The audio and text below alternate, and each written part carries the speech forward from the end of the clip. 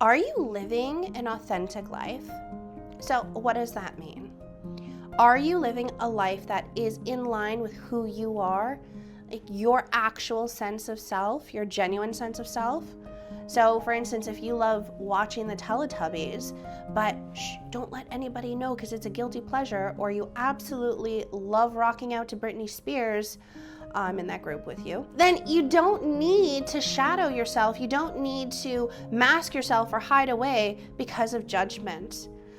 People who fear judgment are living in accordance with somebody else's expectations.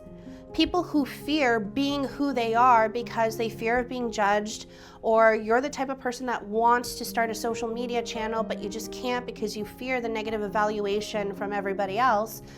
It's hard to do you, but we encourage you to do you. There are so many people who are very similar in this world. Isn't it wonderful to be unique? Isn't it wonderful to contribute in many different ways? This is when we're talking about the true self versus the false self. So think about this. Our true sense of being, our ideal, genuine self, has to do with who we are, especially answering that question, who we are. But in addition to that, it's understanding the elements that make up who we are. So we have our cultural components, we have our relational components, we also have our personality traits. But you might have not known that you also have defense mechanisms. There's parts of you that want to avoid aspects of your mind or avoid certain scary situational things. So if you're afraid to speak in front of a large group of people, well, you're not going to be the first one to raise your hand to volunteer, now are you? But challenging yourself to volunteer because you do want to speak, even though you're scared, doing it scared allows you to break through a false sense of self. So a false sense of self is a self that is created by external means. So whether it's society, whether it's, mom's dream for you to be a ballerina and you have to fall in line with being this beautiful, poised ballerina. And if that's not who you are, you would rather play soccer, you would rather skateboard, you would rather do brain surgery because you want to be a physician, you want to be a doctor. It's hard to be you when external pressures are influencing you so much to be someone else. Society tells us to look a particular way, to dress a particular way. There's trends, there are influencers, there are all these things that are going on. And this all can be wonderful if you're trying on different hats. Well, this hat looks great, this hat doesn't fit, I'm gonna go with this hat, so on and so forth, because we can wear multiple hats. But if we dictate who we are based on somebody else's evaluation or expectations, and we're not actually doing ourselves justice, we're not actually in line or acting in accordance with our own behavior or who we actually are, then there's a big problem. Because then we can be easily influenced by people who have different beliefs than us. We could be easily bullied or manipulated. When someone has a strong sense of self, not only understanding oneself, but acting in line with who they are. So if you love Teletubbies, you love Britney Spears, watch Teletubbies. Go to a Britney Spears concert, if she's still having them, right? We would love you. Come back, Britney. But in this sense, do you. The worst thing that's going to happen are people going to judge you, people are going to say these awful things. But if someone tells you something that you don't believe, then it doesn't affect you.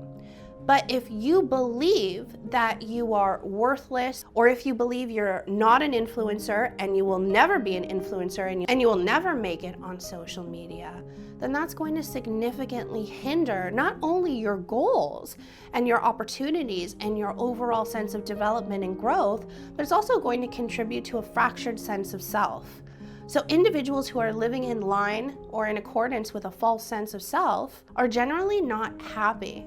And that's the problem. And this is where psychopathology can come into play, especially according to Jean-Paul Sartre.